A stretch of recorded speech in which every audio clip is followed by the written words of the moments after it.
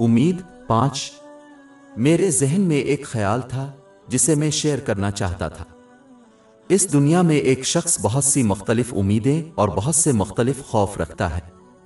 نتیجے کے طور پر لوگ اپنی امیدوں کو حاصل کرنے اور ان کے خوف سے بچنے کے لیے عطا کیے گئے وسائل کا استعمال کرتے ہیں۔ لیکن عجیب بات یہ ہے کہ قیامت کے دن یہ خوف اور امیدیں ختم ہو جائیں گی اور جہنم کے خوف اور جنت کی امید کے سوا کوئی ان کے بارے میں دوسرا خیال نہیں کرے گا۔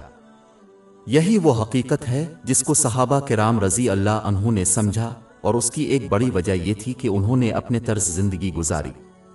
وہ جانتے تھے کہ قیامت کے دن تمام دنیاوی خوف اور امیدیں صرف ایک خوف اور ایک امید پر سمٹ کر رہ جائیں گی، اس لیے انہوں نے اپنی امیدوں اور خوف کو ایک ہی امید اور ایک خوف میں بدل دیا جبکہ وہ زمین پر رہتے تھے۔ اس نے اس بات کو یقینی بنایا کہ وہ ان دنیاوی نعمتوں اور وسائل کو استعمال کریں جو انہیں عطا کی گئی ہیں تاکہ وہ جنت کی اپنی واحد امید حاصل کریں اور جہنم کے خوف سے بچ سکیں۔ اس نے انہیں دنیا اور آخرت میں امن حاصل کرنے کا موقع دیا۔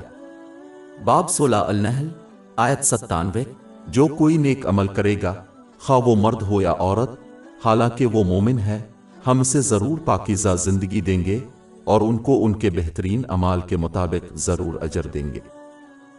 اس کا مطلب یہ نہیں ہے کہ جنت اور جہنم کے علاوہ کسی چیز سے خوف امید نہ رکھی جائے۔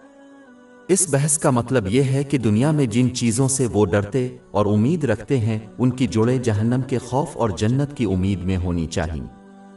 دوسرے لفظوں میں کسی کے تمام خوف اور امیدیں براہ راست جہنم کے واحد خوف اور جنت کی واحد امید سے منسلک ہونی چاہئیں۔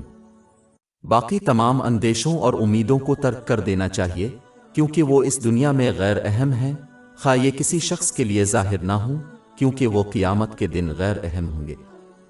اس طرز عمل سے دنیا میں سکون میں اضافہ ہوگا اور اس بات کو یقینی بنایا جائے گا کہ وہ جہنم کے خوف سے بچنے اور آخرت میں جنت کی واحد امید حاصل کرنے کے لیے مناسب طریقے سے تیار ہے۔ ہماری ویب سائٹ www.shekpod.com پر 400 سے زیادہ مفت e books, audio books, infographics, podcast اور بلاگ دستیاب ہے۔